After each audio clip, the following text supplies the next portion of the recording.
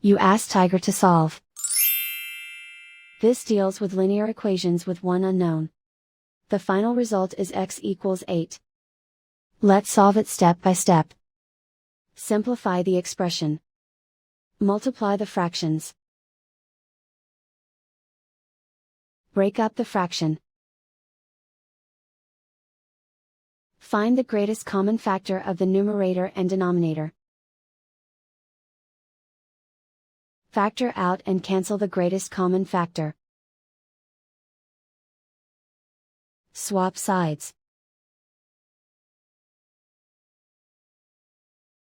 Group all constants on the right side of the equation.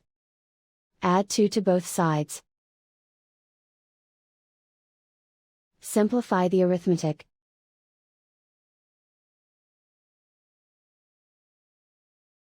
Isolate the x. Multiply both sides by inverse fraction 4/5.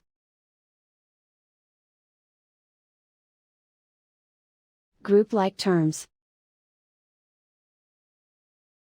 Multiply the coefficients. Simplify the fraction. Multiply the fractions.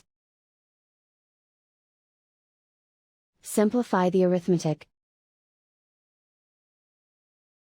And so the final result is x equals 8.